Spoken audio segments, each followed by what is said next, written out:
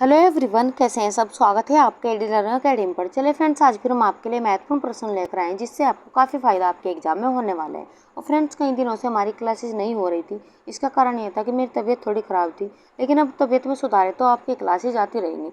बस आप हमारे साथ में ऐसे ही बने रहिए। आज की क्लास का हमारा पहला क्वेश्चन है, यदि एक RH धनात्मक व्यक्ति एक RH ऋणात्मक औरत से विवाह करता है तो परिणाम खालिस्तान भ्रूण होगा। ऑप्शन आपको दिए गए धनात्मक, ऋणात्मक, परिपक्व पूर्व या मृत प्रसव। टीजीटी परीक्षा 2016 में क्वेश्चन पूछा गया है और आज की क्लास में हम आपको टीजीटी पीजीटी 2016 के में पूछे गए महत्वपूर्ण प्रश्न यहाँ पर करा रहे हैं। तो जल्दी से आप अपना आंसर यहाँ पर दीजिए, कौन सा ऑप्शन यहाँ पर सही होगा। क्वेश्चन में पूछा गया है कि यदि एक RH धनात्मक व्यक्ति एक RH ऋणात्मक औरत से विवाह करते हैं तो इसका परिणाम क्या होगा। ऑप्शन यहाँ पर देखें तो इसका परिणाम धनात्मक भ्रूण होगा। यहाँ पर हमारा पहला ही ऑप्शन सही है। आगे बढ़ जाते हैं अपने अगले क्वेश्चन की और। क्वेश्चन नंबर 2, पोषक तत्वों के दिए गए मात्रा के ऑक्सीकरण के उत्पादित कार्बन डाइऑक्साइड की मात्रा और प्रयुक्त ऑक्सीजन की मात्रा के अनुपात को खालिस्तान लब्धि के रूप में परिभाषित किया जाता है। ऑप्शन यहाँ पर दिए गए हैं, परिसंचरण, श्वसन, बुद्धि या मूत्रीय। क्वेश्चन को ध्यान से पढ़िए और तब अपना आंसर आप यहाँ पर दीजिए। ऑप्शन यहाँ पर देखें तो दूसरा ऑप्शन हमारा यहाँ पर सही होगा, श्वसन लब्धि के रूप में परिभाषित किया जाता है। यहाँ पर हमारा दूसरा ऑप्शन सही है। आगे बढ़ जाते हैं अपने अगले क्वेश्चन की और। क्वेश्चन नंबर 3, गुर्दा एक खालिस्तान स्रावित करती है जिसे रीनल एरिथ्रोपोइटिक कारक कहते हैं। ऑप्शन दिए गए हैं आपको, एंजाइम, हार्मोन, रसायन या अम्ल। जल्दी से आप अपना आंसर यहाँ पर दीजिए और आज की क्लास के सभी क्वेश्चनों को आप वेरी इंपॉर्टेंट लगाते चलिएगा। ऑप्शन यहाँ पर देखें तो पहले ऑप्शन हमारा यहाँ पर सही हो, गुर्दा एक एंजाइम स्रावित करती है जिसे रीनल एरिथ्रोपोइटिक कारक कहते हैं। यहाँ पर हमारा पहला ऑप्शन सही है। रीनल एरिथ्रोपोइटिक फैक्टर REF एक प्रोटीन काइनेज के लिए एक सबस्ट्रेट है जो चक्रीय न्यूक्लियोटाइड पर निर्भर है। REF एक एरिथ्रोपोइटीन जेनरेटिंग एंजाइम है। परिधीय रक्त में एरिथ्रोपोइड पूर्वज कोशिकाओं के अस्तित्व, प्रसार और भेदभाव को प्रोत्साहित करके एरिथ्रोपोइटीन एरिथ्रोपोइसिस के एक प्रमुख नियामक के रूप में कार्य करता है। इस प्रकार गुर्दा एक एंजाइम का स्राव करता है जिसे वृक्क एरिथ्रोपोइटिक कारक कहते हैं। यह भी महत्वपूर्ण क्वेश्चन बन जाता है कि गुर्दा एक एंजाइम का स्राव करता है जिसे वृक्क एरिथ्रोपोइटिक कारक कहते हैं। तो इसे भी आप ध्यान रखते हैं चलेगा। तो यहाँ पर हमारा पहला ही ऑप्शन सही है। आगे बढ़ जाते हैं अपने अगले क्वेश्चन की और। क्वेश्चन नंबर 4, गुर्दा के सही कार्य न करने के कारण जल का अवरोधन खालिस्तान में परिणत हो जाता है। ऑप्शन ही आपको यहाँ पर देंगे, भूख, पसीना, शौच या प्यास। जल्दी से आप अपना आंसर यहाँ पर दीजिए, कौन सा ऑप्शन यहाँ पर सही होगा। तो गुर्दा के सही कार्य न करने के कारण जल का अवरोधन शौच में परिणत हो जाता है। यहाँ पर हमारा तीसरा ऑप्शन यहाँ पर सही होगा। गुर्दे के अनुचित कार्य करने के कारण जल प्रतिधारण के परिणाम स्वरूप शौच हो जाती है। गुर्दे की खराबी से रक्त में यूरिया का संचय हो सकता है जिसे यूरीमिया कहा जाता है। ये अत्यधिक हानिकारक है और गुर्दे की विफलता का भी कारण बन सकता है। ये भी आप ध्यान से देखते चलेगा। तो ऑप्शन तीसरा हमारा यहाँ पर सही होगा। आगे बढ़ जाते हैं अपने अगले क्वेश्चन की और। क्वेश्चन नंबर 5, अनियमित बोवेल रिक्त होना या रिक्त न होना खालिस्तान कहलाता है। ऑप्शन दिए गए आपको, पेचिस, डायरिया, कब्ज या कोई नहीं। तो जल्दी से आप अपना आंसर यहाँ पर दीजिए, कौन सा ऑप्शन यहाँ पर सही होगा। अनियमित बोवेल रिक्त होना या रिक्त न होना कब्ज कहलाता है। यहाँ पर हमारा तीसरा ऑप्शन यहाँ पर सही होगा। इरिटेबस बोवेल सिंड्रोम IBS एक आम बीमारी है और ये बड़ी आंत को प्रभावित करती है। तो किसे प्रभावित करती है, ये भी क्वेश्चन पूछा जा सकता है। तो ये बड़ी आंत को प्रभावित करती है, बड़ी आंत को प्रभावित करती है। ये भी आप ध्यान रखते हैं चलेगा। अगर मैं इसके लक्षण की बात करें तो पेट दर्द एवं मरोड़ होना, सूजन, गैस, कब्ज और डायरिया होना इरिटेबल बोवेल सिंड्रोम के प्रमुख लक्षण है। तो इसके लक्षण भी यहाँ से पूछे जाते हैं। यदि लंबे समय तक इस समस्या को अनदेखा किया जाता है तो ये गंभीर हो सकती है। कुछ मामलों में इस बीमारी से पीड़ित लोगों की आंत भी क्षतिग्रस्त हो सकती है। इस बीमारी में व्यक्ति को दस्त या कब्ज की समस्या होती है। ये भी आप ध्यान रखते चलेगा। तो ऑप्शन तीसरा हमारे यहाँ पर सही है। आगे बढ़ जाते हैं अपने अगले क्वेश्चन की और। क्वेश्चन नंबर 6, विशिष्ट पदार्थ के प्रति ऊतकों की प्रतिक्रिया खालिस्तान कहलाती है। ऑप्शन दिए गए आपको, फीटस, एलर्जी, टिटेनस या एक्जिमा। जल्दी से आप अपना आंसर यहाँ पर दीजिए, कौन सा ऑप्शन यहाँ पर सही होगा। तो विशिष्ट पदार्थ के प्रति ऊतकों की प्रतिक्रिया एलर्जी कहलाती है। यहाँ पर हमारा दूसरा ऑप्शन यहाँ पर सही होगा। वातावरण में मौजूद कुछ एंटीजन के प्रति प्रतिरक्षा प्रणाली की अतिरंजित प्रक्रिया को एलर्जी कहा जाता है। वे पदार्थ जिनसे ऐसी प्रतिरक्षा उत्पन्न होती है वे एर्जिलेन कहलाते हैं। एलर्जी के लक्षणों में छींकना, आंखों से पानी आना, नाक बहना आदि है। एलर्जी मस्तूल कोशिकाओं से हिस्टामाइन और सीरोटोनिन जैसे रसायनों से उत्पन्न होता है। तो किस किस से उत्पन्न होता है ये भी आप ध्यान से देखते चलेगा। तो एलर्जी मस्तूल कोशिकाओं से हिस्टामाइन और सीरोटोनिन जैसे रसायनों से उत्पन्न होता है, ये भी आप ध्यान रखते चलेगा। तो ऑप्शन दूसरा हमारा यहाँ पर सही है। आगे बढ़ जाते हैं अगले क्वेश्चन की ओर। क्वेश्चन नंबर 7, काली खांसी खाली स्थान से होती है। 4 ऑप्शन आपको यहाँ पर देंगे, ध्यान से पढ़िए और अपना आंसर यहाँ पर दीजिए। पीजीटी 2016 में क्वेश्चन यहाँ से पूछा गया है, आपको बताना है कि काली खांसी किससे होती है। तो जल्दी से आप अपना आंसर यहाँ पर दीजिए। ऑप्शन यहाँ पर देखें तो चौथा ऑप्शन हमारा यहाँ पर सही होगा, काली खांसी बी पर्टूसिस से होती है। तो यहाँ पर हमारा चौथा ऑप्शन यहाँ पर सही होगा, काली खांसी यानी कि कुकुर खांसी। तो काली खांसी की जगह कभी कभी आपको कुकुर खांसी भी यहाँ पर दिया गया होता है आंसर में, तो आपको कंफ्यूज नहीं होना है। तो काली खांसी या कुकुर खांसी का मूल कारण है एक प्रकार की विशेष बार्डटेला पर्टूसिस या बी पर्टूसिस नामक बैक्टीरिया। तो ये किसके कारण होती है, बैक्टीरिया के कारण होती है। ये क्वेश्चन भी कई बार पूछा जाता है। अगर हम इसके लक्षण की बात करें तो जो खांसने और छींकने से हवा में बूंदों के माध्यम से एक व्यक्ति से दूसरे व्यक्ति में जाता है, ये आरंभ में नाक और गला को प्रभावित करता है और ये प्राय 2 वर्ष से कम आयु के बच्चों की श्वसन प्रणाली को प्रभावित करता है। पर्टूसिस वैक्सीन, जिसे अक्सर 2 अन्य गंभीर बीमारियों डिप्थीरिया और टिटनेस के खिलाफ टीकों के साथ दिया जाता है। ये भी क्वेश्चन महत्वपूर्ण बन जाता है, तो कि किन अन्य बीमारियों के साथ ये दिया जाता है। तो डिप्थीरिया और टिटनेस के खिलाफ टीकों के साथ दिया जाता है। काली खांसी को टीके के माध्यम से रोका जा सकता है। तो ये भी आप ध्यान रखते ही चलेगा। तो चौथा ऑप्शन हमारे यहाँ पर सही है। आगे बढ़ जाते हैं अपने अगले क्वेश्चन की और। क्वेश्चन नंबर 8, ग्रेन्युलोसाइट है। ऑप्शन आपको दिए गए बेसोफिल्स, न्यूट्रोफिल्स, इओसिनोफिल्स या यहाँ पर उक्त सभी। जल्दी से आप अपना आंसर यहाँ पर दीजिए, कौन सा ऑप्शन यहाँ पर सही होगा। अगर हम यहाँ पर बात करें ग्रेन्युलोसाइट की तो चौथा ऑप्शन हमारे यहाँ पर सही होगा, उक्त सभी। तो यहाँ पर हम चौथे ऑप्शन के साथ में जाने वाले हैं। ग्रेन्युलोसाइट विशेष रूप से न्यूट्रोफिल शरीर को जीवाणु संरक्षण से लड़ने में मदद करते हैं। गंभीर संक्रमण होने पर शरीर में ग्रेन्युलोसाइट की संख्या आमतौर पर बढ़ जाती है। जिन लोगों में ग्रेन्युलोसाइट की संख्या कम होती है उनमें खराब संक्रमण होने की संभावना अधिक होती है। तो जिन लोगों में ये संख्या कम होती है ग्रेन्युलोसाइट की, उनमें संक्रमण बढ़ने का भी खतरा अधिक रहता है। ये भी आप ध्यान रखते चलेगा। तो चौथा ऑप्शन हमारे यहाँ पर सही होगा। आगे बढ़ जाते हैं अपने अगले क्वेश्चन की और। क्वेश्चन नंबर 9, फाइब्रिनोजीन को फाइब्रिन में बदल देता है। ऑप्शन यहाँ पर दे थ्रोम्बोसाइट, थ्रोम्बोक्सेन, प्रोथ्रोम्बिन या थ्रोम्बिन। तो जल्दी से आप अपना आंसर यहाँ पर दीजिए और महत्वपूर्ण प्रश्न आप यहाँ पर लगाते हैं चलिएगा, कौन सा ऑप्शन यहाँ पर सही होगा। ऑप्शन यहाँ पर देखें तो चौथा ऑप्शन हमारा यहाँ पर सही होगा, थ्रोम्बिन। तो यहाँ पर हम चौथे ऑप्शन के साथ में जाने वाले हैं। शरीर के किसी भी भाग पर चोट, घाव अथवा कट जाने पर उसमें से रक्त बहना शुरू हो जाता है, परंतु 5 से 7 मिनट में वहाँ रक्त का बहना बंद हो जाता है, क्योंकि उस स्थान पर रक्त का थक्का बन जाता है, जिससे रक्त वाहिनियों की नली का मुंह बंद हो जाता है। फलतः रक्त बाहर नहीं निकल पाता है। रक्त के प्लाज्मा में थ्रोम्बिन नामक पदार्थ होता है। तो रक्त के प्लाज्मा में कौन सा पदार्थ होता है, थ्रोम्बिन नामक पदार्थ होता है। यह रक्त की फाइब्रिनोजन प्रोटीन को द्रव से ठोस फाइब्रिन रूप में बदल देता है। प्रोथ्रोम्बिन को थ्रोम्बिन में बदलने में कैल्शियम तथा दूसरे फैक्टर सहयोग देते हैं। ये भी आप ध्यान रखते चलेगा। तो चौथा ऑप्शन हमारे यहाँ पर सही होगा। आगे बढ़ जाते हैं अपने अगले क्वेश्चन की और। क्वेश्चन नंबर 10, डीग्लूटेशन की प्रक्रिया है। ऑप्शन यहाँ पर दिया गया निगलना, चबाना, उत्सर्जन या इनमें से कोई नहीं। आपको बताना है किस प्रकार की प्रक्रिया है। ऑप्शन यहाँ पर देखें तो डीग्लूटेशन ये निगलने की प्रक्रिया है। यहाँ पर हमारा पहला ही ऑप्शन यहाँ पर सही होगा। आगे बढ़ जाते हैं अपने अगले क्वेश्चन की और। क्वेश्चन नंबर 11, पुनर्जीवक के लिए प्रयुक्त होता है। ऑप्शन यहाँ पर देखें डायलिसिस, कृत्रिम श्वसन, अतिछनन या रक्तदान। जल्दी से आप अपना आंसर यहाँ पर आपको यहाँ पर बताना है कि पुनर्जीवक के लिए प्रयुक्त होता है। ऑप्शन यहाँ पर देखें पुनर्जीवक के लिए प्रयुक्त होता है कृत्रिम श्वसन। यहाँ पर हमारा दूसरा ऑप्शन यहाँ पर सही होगा। जब चोट, सदमा, विद्युत आघात या किसी औषधि के अत्यधिक सेवन आदि के स्वतः सांस लेने की प्रक्रिया रुक जाती है, परंतु हृदय का धड़कना जारी रहता है, तो ऐसी स्थिति में कृत्रिम श्वसन देकर रोगी की जान की रक्षा की जाती है। ये भी आप ध्यान रखते चलेगा। तो ऑप्शन दूसरा हमारा यहाँ पर सही होगा। आगे बढ़ जाते हैं अगले क्वेश्चन की ओर। तो फ्रेंड्स, अगर आज की क्लास में हमारी स्पीड आपको कम लगती है तो आप स्पीड बढ़ाकर भी क्लास को देख सकते हैं। आगे और भी महत्वपूर्ण क्वेश्चन हम आपके लिए लेकर आए, तो आपको क्लास को स्किप बिल्कुल भी नहीं करना है।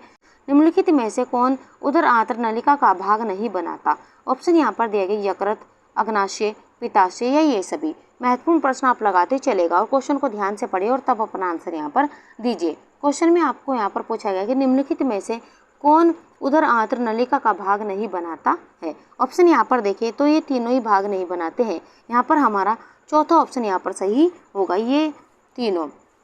उदर आंत्र नलिका जिसे आहार नाल भी कहते हैं, तो इसे क्या कहते हैं? इसे आहार नाल भी कहते हैं। आहार नाल भी कहते हैं, ये भी आप ध्यान रखते हैं चलेगा। और ये कहाँ से शुरू होकर कहाँ तक रहती है? तो ये यहाँ पर मुख द्वार से लेकर गुदा तक फैली होती है।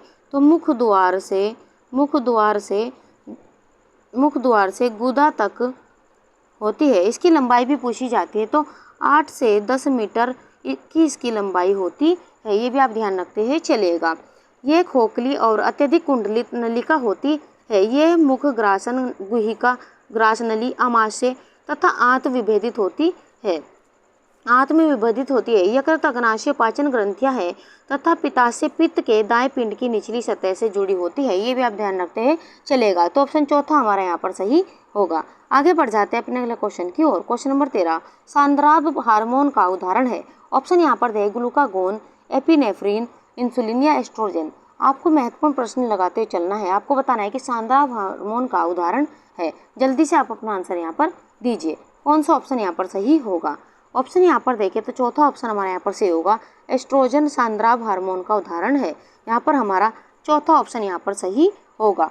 आगे बढ़ जाते हैं अपने अगले क्वेश्चन की और। क्वेश्चन नंबर 14 स्पर्मेटिड से शुक्राणु में परिवर्तन की प्रक्रिया खालिस्तान कहलाती है। ऑप्शन आपको दिए गए शुक्राणुत्सर्जन, स्पर्मिएशन या स्पर्मिओजेनेसिस। आपको यहाँ पर क्वेश्चन को ध्यान से पढ़ना है और अपना आंसर यहाँ पर देना है। कौन सा ऑप्शन यहाँ पर सही होगा? ऑप्शन यहाँ पर देखें तो चौथा ऑप्शन हमारा यहाँ पर सही होगा, स्पर्मिओजेनेसिस। स्पर्मेटिड से शुक्राणु में परिवर्तन की प्रक्रिया स्पर्मिओजेनेसिस कहलाती है। तो यहाँ पर हमारा चौथा ऑप्शन यहाँ पर सही होगा। वृषण के शुक्र जनन नलिका में आदि बीजी कोशिकाओं से शुक्राणुओं के निर्माण प्रक्रिया को शुक्र जनन कहते हैं। इस प्रक्रिया में आदि बीजी कोशिकाएं बार बार विभाजित होकर द्विगुणित शुक्राणु कोशिका जन्म बनाती है। सर्टीली कोशिकाओं में कूप उत्तेजक हार्मोन FSH और टेस्टोस्टेरोन के लिए रिसेप्टर होते हैं, जो शुक्राणु जनन के मुख्य हार्मोनल नियामक होते हैं, ये भी आप ध्यान रखते हैं चलेगा। तो चौथा ऑप्शन हमारे यहाँ पर सही होगा। आगे बढ़ जाते हैं अपने अगले क्वेश्चन की और। क्वेश्चन नंबर 15 एक शुक्राणु कोशिका से खालिस्तान शुक्राणु बनते हैं। ऑप्शन आपको दिए गए 5, 8, 4 या 1। महत्वपूर्ण प्रश्न आप लगाते ही चलिएगा। कौन सा ऑप्शन यहाँ पर सही होगा? ऑप्शन यहाँ पर देखें तो एक शुक्राणु कोशिका से 4 शुक्राणु बनते हैं। यहाँ पर हमारा तीसरा ऑप्शन यहाँ पर सही होगा। एक शुक्राणु कोशिका से शुक्राणु बनने में 3 प्रावस्थाएं होती है। तो कितनी प्रावस्थाएं होती है? 3 प्रावस्थाएं होती है। पहली गुणन प्रावस्था, दूसरी वृद्धि प्रावस्था और तीसरा यहाँ पर परिपक्वन प्रावस्था। परिपक्वन प्रावस्था में प्रत्येक प्राथमिक शुक्राणु कोमिका 4 अर्धसूत्री पूर्व शुक्राणुओं अर्थात स्पर्मेटिड में बंध जाती है। स्पर्मियोजेनेसिस के परिणाम स्वरूप पूर्व शुक्राणु में परिवर्तित हो जाते हैं। अतः एक शुक्राणु कोशिका से 4 शुक्राणु बनते हैं, ये भी आप ध्यान रखते हैं चलेगा। तो तीसरा ऑप्शन हमारे यहाँ पर सही होगा। आगे बढ़ जाते हैं अपने अगले क्वेश्चन की और। क्वेश्चन नंबर 16 अंडोत्सर्जन के बाद बचे हुए ग्रेनुलोसा और थीका इंटरना कोशिकाएं खालिस्तान बनाती है। 4 ऑप्शन आपको यहाँ पर देंगे, ध्यान से पढ़िए और अपना आंसर यहाँ पर दीजिए। कौन सा ऑप्शन यहाँ पर सही होगा? ऑप्शन यहाँ पर देखिए तो पहले ऑप्शन हमारे यहाँ पर सही होगा, कार्पस लुटियम बनाती है। यहाँ पर हमारा पहला ऑप्शन यहाँ पर सही होगा। अंडोत्सर्जन के बाद बचे हुए ग्रेनुलोसा और थीका इंटरना कोशिकाएं कार्पस लुटियम बनाती है, जो हमारे क्वेश्चन का आंसर है।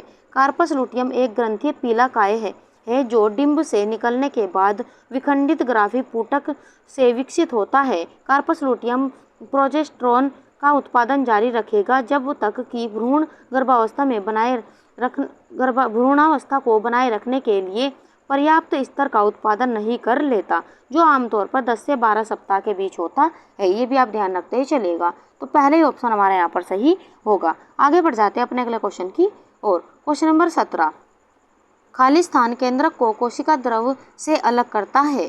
4 ऑप्शन आपको यहाँ पर देंगे, ध्यान से पढ़िए और अपना आंसर यहाँ पर दीजिए। कौन सा ऑप्शन यहाँ पर सही होगा। और ये क्वेश्चन पीजीटी 2016 में यहाँ से पूछा गया है। आपको बताना है कौन सा ऑप्शन यहाँ पर सही होगा।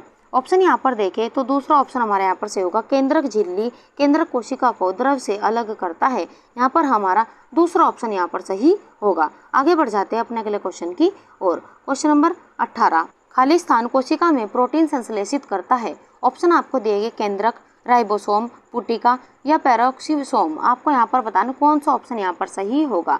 जल्दी से आप अपना आंसर यहाँ पर दीजिए। ऑप्शन यहाँ पर देखें तो यहाँ पर हमारा दूसरा ऑप्शन सही होगा। राइबोसोम कोशिका में प्रोटीन संश्लेषित करता है। यहाँ पर हमारा दूसरा ऑप्शन यहाँ पर सही होगा। राइबोसोम सजीव कोशिका द्रव में स्थित बहुत ही सूक्ष्म कण है, जिनकी प्रोटीनों के संश्लेषण में महत्वपूर्ण भूमिका रहती है। ये भी आप ध्यान रखते ही चलेगा। तो दूसरा ऑप्शन हमारे यहाँ पर सही है। आगे बढ़ जाते हैं अपने अगले क्वेश्चन की और। क्वेश्चन नंबर 19, डीएनए खाली स्थान उपस्थित होता है। ऑप्शन यहाँ पर देखें केंद्रक, माइटोकॉन्ड्रिया, 1 और 2 दोनों या गोल्जी उपकरण। आपको यहाँ पर बताना कौन सा ऑप्शन यहाँ पर सही होगा। ऑप्शन यहाँ पर देखें तो तीसरा ऑप्शन हमारे यहाँ पर सही होगा। डीएनए केंद्रक और माइटोकॉन्ड्रिया में उपस्थित होता है। यहाँ पर हमारा तीसरा ऑप्शन यहाँ पर सही होगा। डीएनए केंद्रक और माइटोकॉन्ड्रिया में उपस्थित होता है। माइटोकॉन्ड्रिया या सूत्रकणिका कोशिका द्रव में उपस्थित दोहरी झिल्ली से घिरा होता है। माइटोकॉन्ड्रिया के भीतर आनुवंशिक पदार्थ के रूप में डीएनए होता है, जो वैज्ञानिकों के लिए आश्चर्य एवं खोज का विषय है। माइटोकॉन्ड्रिया में उपस्थित डीएनए की रचना एवं आकार जीवाणुओं के डीएनए के समान होते हैं। तो किसके समान होते हैं? जीवाणु के समान होते हैं। ये भी आप ध्यान रखते हैं चलेगा। तो तीसरा ऑप्शन हमारा यहाँ पर सही होगा। आगे बढ़ जाते हैं अपने अगले क्वेश्चन की और। क्वेश्चन नंबर 20, थ्रोम्बोसाइट्स को खाली स्थान भी कहते हैं। ऑप्शन आपको दिए गए आरबीसी, डब्ल्यूबीसी, लिम्फोसाइट्स या प्लेटलेट्स। आपको इस क्वेश्चन को महत्वपूर्ण लगाते ही चलना है और कई बार ये क्वेश्चन अलग अलग तरीके से एग्जाम में भी पूछे जा चुके हैं। आपको यहाँ पर बताना है कि थ्रोम्बोसाइट को कहते हैं तो क्या कहते हैं, आपको बताना है। तो थ्रोम्बोसाइट को प्लेटलेट्स भी कहते हैं। यहाँ पर हमारा चौथा ऑप्शन यहाँ पर सही होगा। थ्रोम्बोसाइट को प्लेटलेट्स भी कहते हैं। ये रक्त जमावट के लिए आवश्यक छोटी रक्त कोशिकाएं हैं। थक्का जमना एक चोट के बाद रक्तस्राव को रोकने की प्रक्रिया है। ये भी आप ध्यान रखते हैं चलेगा। तो चौथा ऑप्शन हमारा यहाँ पर सही होगा। आगे बढ़ जाते हैं अपने अगले क्वेश्चन की और। उदर आंत नलिका की आधारभूत प्रेरक गति खाली स्थान कहलाती है। निष्कासन, संकुचन, मेस्टिकेशन या पेरिस्टेलिसिस। आपको यहाँ पर बताना है कौन सा ऑप्शन यहाँ पर सही होगा। जल्दी से आप अपना आंसर यहाँ पर दीजिए। ऑप्शन यहाँ पर देखें तो यहाँ पर हमारा चौथा ऑप्शन यहाँ पर सही होगा, पेरिस्टेलिसिस। उदर आंत नलिका की आधारभूत प्रेरक गति पेरिस्टेलिसिस कहलाती है। यहाँ पर हमारा चौथा ऑप्शन यहाँ पर सही होगा। पेशियों में क्रम से अरीय सममित संकुचन और विक्रांति होती रहती है, जो तरंग की तरह आगे बढ़ती रहती है। आंतों में यह गति कर्माकुंचन कहलाती है। तो ये भी आप ध्यान रखते चलेगा कि ये गति क्या कहलाती है, तो कर्माकुंचन गति कहलाती है। यह गति सारे पाचक नाल में ग्रास नली से लेकर मलाशय तक होती रहती है, जिसे खाया हुआ या पाचित आहार नियंत्रित अग्रसर होता रहता है। ये भी आप ध्यान रखते चलिएगा। आगे बढ़ जाते हैं अपने अगले क्वेश्चन की और। क्वेश्चन नंबर 22, खाली स्थान शरीर में उत्तक ऑक्सीजन मध्यवर्ती के रूप में कार्य करता है। ऑप्शन आपको दिए गए कार्बन डाइऑक्साइड, सोडियम, पोटेशियम या हीमोग्लोबिन। तो जल्दी से आप अपना आंसर यहाँ पर दीजिए। कौन सा ऑप्शन यहाँ पर सही होगा। ऑप्शन यहाँ पर देखिए तो चौथा ऑप्शन हमारा यहाँ पर सही होगा। हीमोग्लोबिन शरीर में उत्तक ऑक्सीजन मध्यवर्ती के रूप में कार्य करता है। यहाँ पर हमारा चौथा ऑप्शन यहाँ पर सही होगा। हीमोग्लोबिन का कार्य मनुष्य के रक्त में फेफड़ों से उत्तकों तक ऑक्सीजन का परिवहन करना है। ये क्वेश्चन कई बार एग्जाम में पूछा जा चुका है। हीमोग्लोबिन लाल रक्त कोशिकाओं में एक प्रोटीन है, जो शरीर के अंगों और उत्तकों तक ऑक्सीजन पहुंचाता है और मनुष्य के अंगों और उत्तकों से कार्बन डाइऑक्साइड को फेफड़ों में वापस ले जाता है। ये भी आप ध्यान रखते चलिएगा। आगे बढ़ जाते हैं अपने अगले क्वेश्चन की और। क्वेश्चन नंबर 23, खाली स्थान कोशिकाएं अमाशय से अम्ल विलयन स्रावित करती है। ऑप्शन आपको दिए गए हैं मुख्य, पार्श्विक, ऑक्सेंटिक, पेप्टाइड। आपको यहाँ पर बताना है कौन सा ऑप्शन यहाँ पर सही होगा। जल्दी से आप अपना आंसर यहाँ पर दीजिए। ऑप्शन यहाँ पर देखें तो इसके दो आंसर यहाँ पर होंगे फ्रेंड्स। यहाँ पर पार्श्विक और ऑक्जेंटिक, ये दोनों ही आंसर इसके सही है। तो यहाँ पर आप दोनों ऑप्शनों को लगाते चलिएगा। कोशिका अमाशय से अम्ल और विलयन स्रावित करती है, यहाँ पर हमारे दो ऑप्शन यहाँ पर सही होंगे। पार्श्विक या ऑक्जेंटिक कोशिकाएं अमाशय के जठर ग्रंथि से सबसे बड़ी ग्रंथिल कोशिकाएं होती है जो हाइड्रोक्लोरिक अम्ल यानी कि HCl तथा एक तात्विक कारक का स्राव करती है। ये भी आप ध्यान रखते चलिएगा। आगे बढ़ जाते हैं अपने अगले क्वेश्चन की और क्वेश्चन नंबर 24। ACTH का विस्तार करें। आपको यहाँ पर फुल फॉर्म बतानी है ACTH की। तो चार ऑप्शन आपको यहाँ पर देंगे, ध्यान से पढ़िए और अपना आंसर यहाँ पर दीजिए। कौन सा ऑप्शन यहाँ पर सही होगा। तो दो ऑप्शन यहाँ पर सेम आपको दिए गए, तो पहला ऑप्शन आप यहाँ पर काट दीजिए। तो दूसरा ऑप्शन हमारे यहाँ पर सही होगा एडिनोकोर्टिकोट्रोपिक हार्मोन है, इसका पूर्ण रूप है। यह मस्तिष्क में पिट्यूटरी ग्रंथि द्वारा तैयार प्राकृतिक हार्मोन के सदृश होता है। यह शरीर की एड्रिनल ग्रंथि को कुछ प्राकृतिक सेप्टाइड स्टेरॉइड के निर्माण के लिए प्रेरित करता है। और क्वेश्चन नंबर 25 खाली स्थान लेडिग कोशिकाओं को टेस्टोस्टेरोन के स्रावण के लिए उत्तेजित करता है। आपको ऑप्शन में दिया गया ACTH, FSH, LH, ADH। आपको यहाँ पर बताना कौन सा ऑप्शन यहाँ पर सही होगा। जल्दी से आप अपना आंसर यहाँ पर दीजिए। ऑप्शन यहाँ पर देखें तो तीसरा ऑप्शन हमारा यहाँ पर सही होगा LH, लेडी कोशिकाओं को टेस्टोस्टेरोन के लिए स्रावण के लिए यानी कि उत्तेजित करता है। यहाँ पर हमारा तीसरा ऑप्शन यहाँ पर सही होगा। अगर हम यहाँ पर LH की फुल फॉर्म की बात करें तो लुटिनाइजिंग हार्मोन, इसकी फुल फॉर्म भी आप ध्यान रखते चलेगा। पुरुष के वर्षण को प्रभावित करता है। पुरुष में इन हार्मोन को इंटरस्टेरियल या लेडिग कोशिकाओं द्वारा एस्ट्रोजन नामक हार्मोन का स्रावण करता है। एस्ट्रोजन हार्मोन पुरुष में सहायक प्रजनन अंगों तथा लैंगिक लक्षणों का नियमन करता है। यह टेस्टोस्टेरोन के लेडिग सेल उत्पादन को यहाँ पर उत्तेजित करता है। ये भी आप ध्यान रखते हैं चलेगा। तो यहाँ पर हमारा तीसरा ऑप्शन यहाँ पर सही होगा और इसकी फुल फॉर्म आप जरूर याद रखते हुए चलेगा लुटिनाइजिंग हार्मोन। आगे बढ़ जाते हैं अपने अगले क्वेश्चन की और क्वेश्चन नंबर 26 FSH का विस्तारण करें। चार ऑप्शन आपको यहाँ पर देंगे, ध्यान से पढ़िए और अपना आंसर यहाँ पर दीजिए। कौन सा ऑप्शन यहाँ पर सही हो, कौन सा ऑप्शन यहाँ पर सही है। ऑप्शन यहाँ पर देखें तो FSH का विस्तारण है फॉलिक्यूलर स्टिमुलेटिंग हार्मोन। यहाँ पर हमारा पहला ही ऑप्शन यहाँ पर सही होगा। तो पहले ऑप्शन के साथ में हम जाने वाले हैं।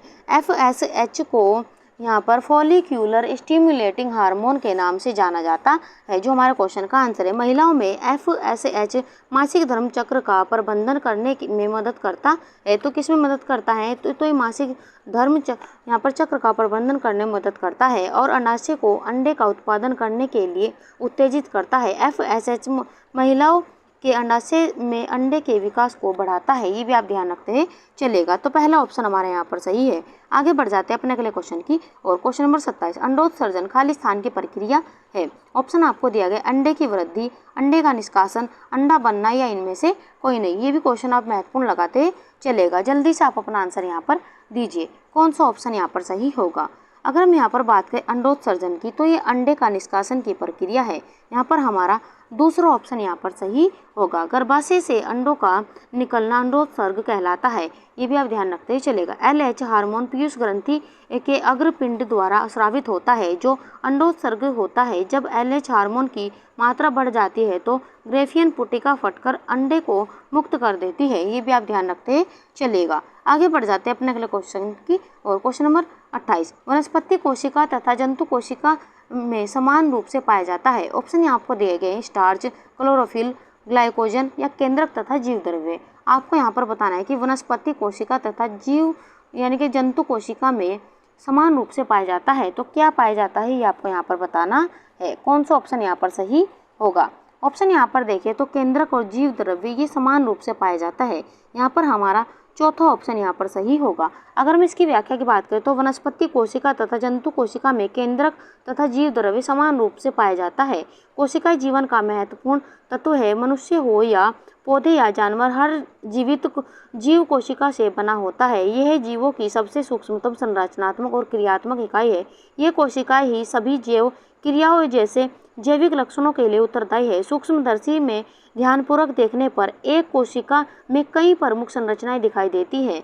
जहाँ से अगर हम बात करें तो कोशिका झिल्ली, कोशिका द्रव्य और केंद्रक नाभिक आदि ये दिखाई देती है। कोशिका झिल्ली बाह्य आवरण होता है। ये भी आप क्वेश्चन पूछा जाता है कि कोशिका झिल्ली क्या होता है, तो बाह्य आवरण होता है जो कोशिका को पूर्ण रूप से ढका रखता है। इसी के अंदर जेली सदृश गाढ़ा द्रव भरा रहता है जिसे जीव द्रव्य कहते हैं। जीव द्रव्य ही जीवन का मूल आधार है। इसकी खोज पुरकिंजे और वॉन मोल के द्वारा 1846 में की गई थी। अगर हम जीव द्रव्य की बात करें तो इसकी खोज किसके द्वारा की गई थी, तो ये भी आप ध्यान रखते चलेगा।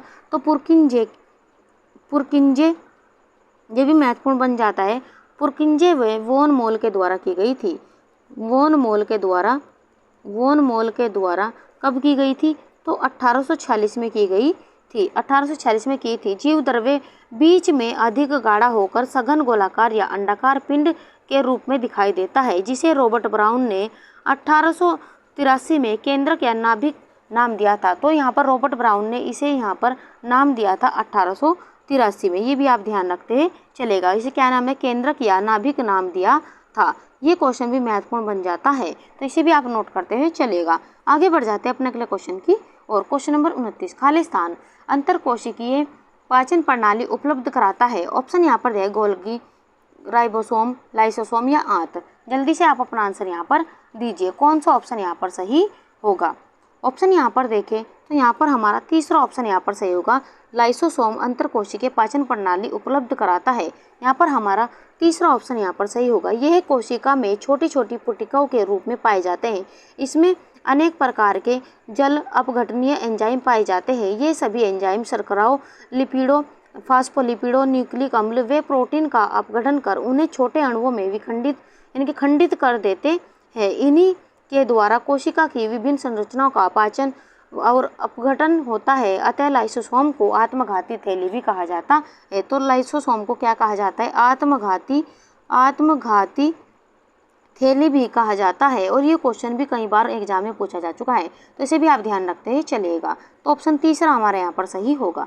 आगे बढ़ जाते हैं अब अगले क्वेश्चन की ओर।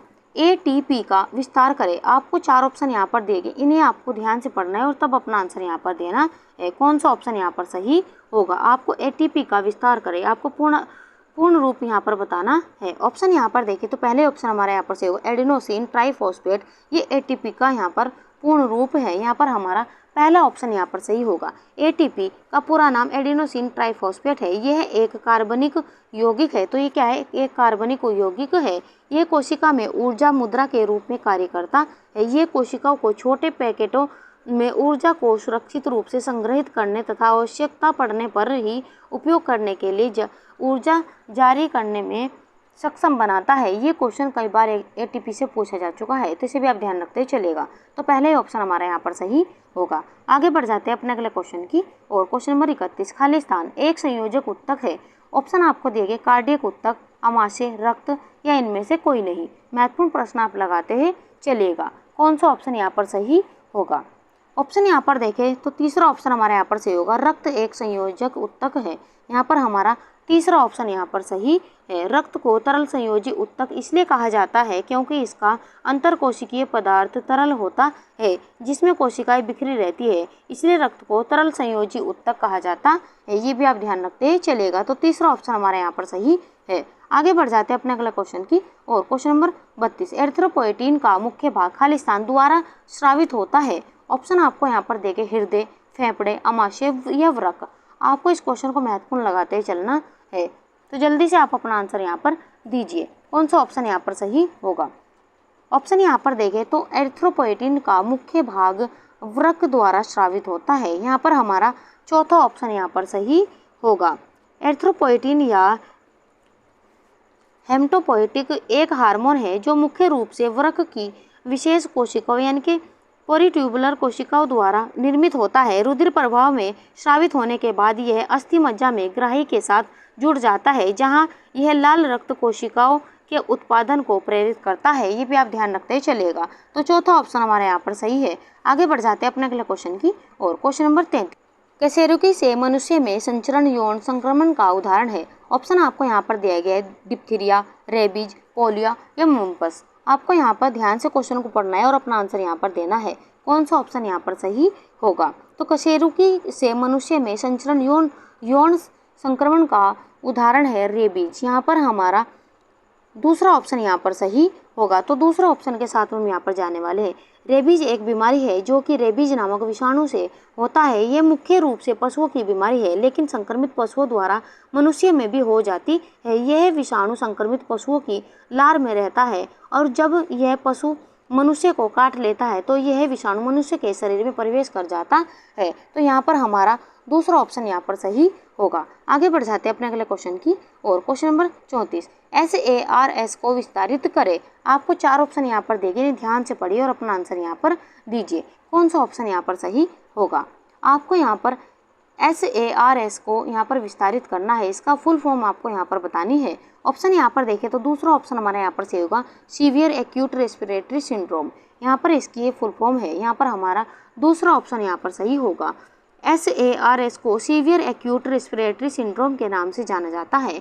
SARS वायरस तब फैलता है जब एक संक्रमित व्यक्ति खांसता या छींकता है और सांस की बूंदों को हवा के माध्यम से आगे बढ़ाया जाता है और व्यक्तियों का आसपास की सतह पर जमा किया जाता है। ये भी आप ध्यान रखते चलेगा। तो खांसने और छींकने के माध्यम से ये एक दूसरे व्यक्ति में फैल जाता है, ये भी आप ध्यान रखते चलेगा। तो यहाँ पर हमारा दूसरा ऑप्शन यहाँ पर सही होगा। आगे बढ़ जाते हैं आज की क्लास के अंतिम क्वेश्चन की और। आज का अभ्यास प्रश्न, रक्त हानि की रोकथाम खाली स्थान कहलाती है। आपको यहाँ पर 4 ऑप्शन देंगे, इरिथ्रोपोइसिस, रक्त का थक्का जमना, स्कंदन या सम स्थिति। इसका आंसर फ्रेंड्स आपको हमें कमेंट बॉक्स में देना है। आज की क्लास आपको हमारी कैसी लगी उसके बारे में भी आप हमें कमेंट बॉक्स में ज़रूर बताइएगा। अगर आपको क्लास पसंद आए तो लाइक सब्सक्राइब करना ना भूलें और ज़्यादा से ज़्यादा शेयर भी कीजिएगा और भी बच्चों को, ताकि और बच्चों को आज की क्लास से फ़ायदा हो सके। तो चलिए मिलते हैं ऐसे ही बेहतरीन क्वेश्चनों के साथ में अगली क्लास में। तब तक के लिए आप खुश रहिए, अपने माता पिता का सम्मान कीजिए। क्लास देखने के लिए धन्यवाद।